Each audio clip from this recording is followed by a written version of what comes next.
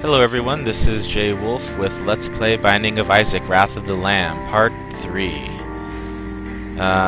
In my last video I was explaining what some of these items do in the store. You'll always have a couple items for sale in the store. Like they'll usually, it's a minimum I believe of 2, but it could be up to 5 as we see here.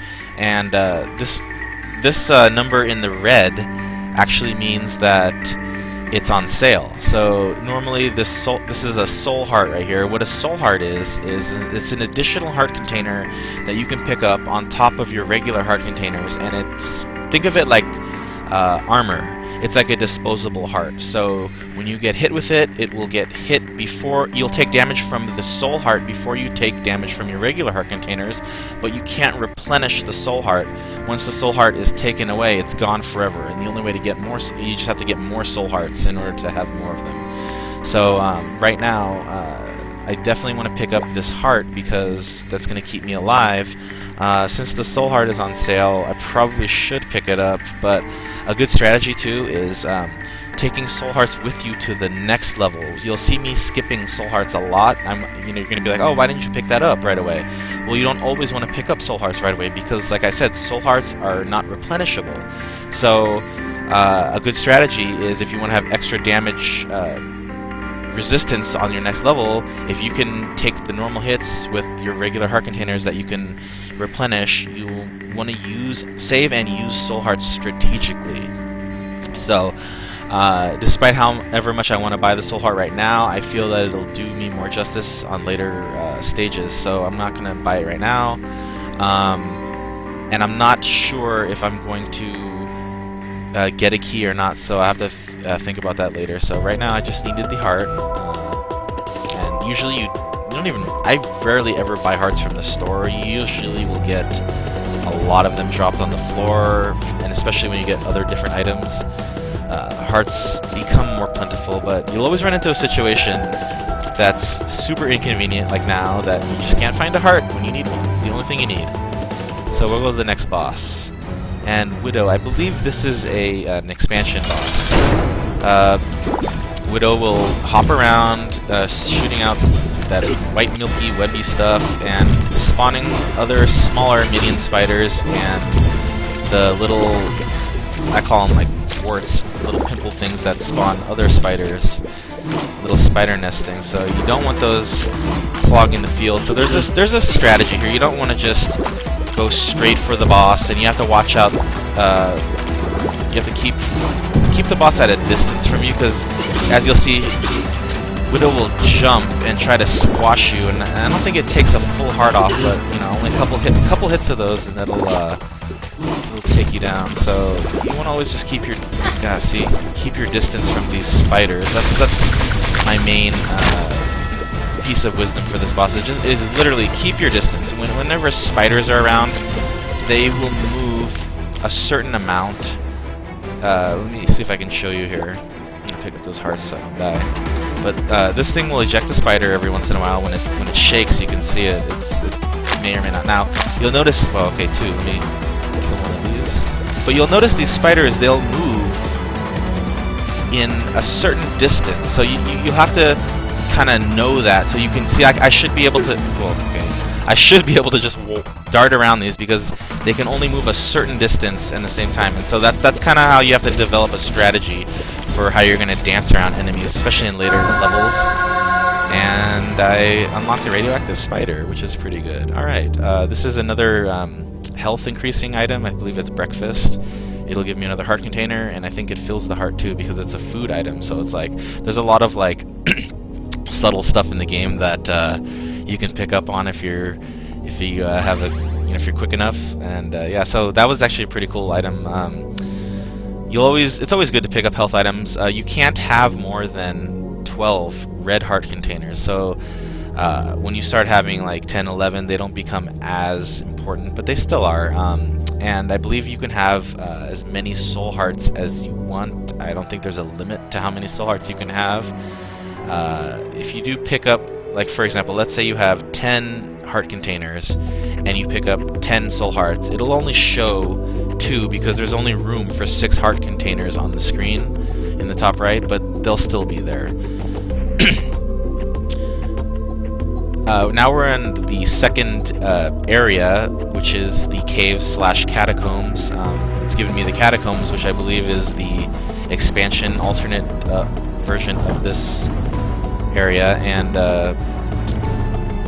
these enemies are actually really annoying. They are kamikaze enemies, and they will beeline straight for you when you let them out. As you can see, they're being blocked by the poop here. Once I destroy this poop, they're gonna rush me.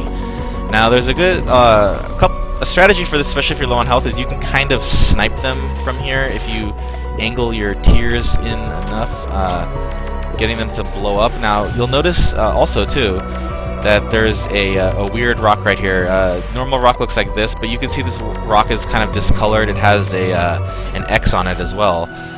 This is actually a secret rock, and if you blow it up, it'll usually give you, or it'll give you an item. It's usually a soul heart, but sometimes it can be a couple other things.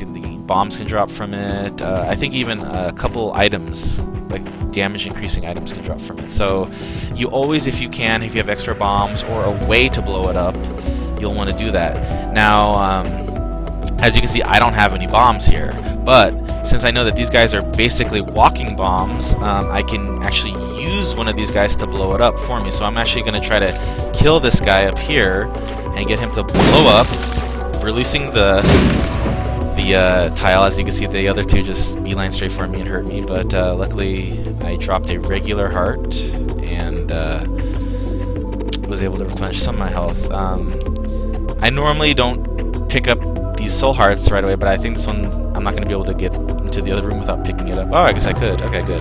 But I want to leave that there for as long as I can. I only pick it up if I'm in a life and death situation. That's when they do the most benefit, is when you really need them, and you don't want to just waste them when you have lots of heart containers where you can fill them up again. It's really pointless to waste a soul heart. That could just be extra hits for you down in the later parts of the game, because you're going to get hit a lot, and you're going to get hit for full hearts. So you can die really quickly in the later stages of the game, especially if you don't have good speed and you don't have good damage, and the enemies just last longer and they're much more annoying.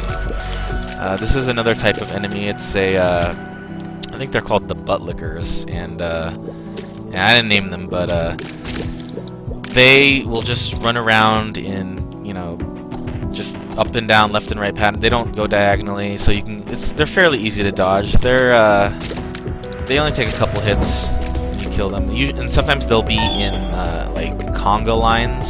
I don't know a better description for that. They're like in single file rows, and they will follow each other like a giant worm. I'm sure we'll see that at some point. But I do have a key now, so my priority is to go and see what we have in store for us in this treasure room. Alright, this item right here is a very good item. It's called the Mulligan, and what it does is when you'll notice too, a lot of the items will change the way Isaac looks. You can see when I picked up the Mulligan, it looks like Isaac's face is all bitten up and swollen. So like I was saying, a lot of the items, they do change your appearance, and they'll overlap on top of each other. So as you can see, like I have the Crown of Thorns and bitten up face now from those two items. What the Mulligan does, it gives you a chance to spawn a fly, an attack fly that'll attack the enemies for you. Every time that you hit an enemy, it gives you a chance to do additional damage. So this will be really useful in later stages of the game when I need that extra DPS. I'm trying to show an example of the fly shooting out. Ooh.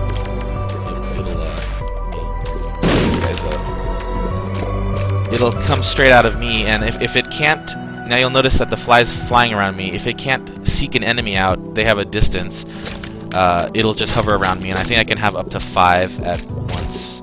But that usually doesn't happen with the Mulligan, as you're shooting and the flies are going right to the enemies.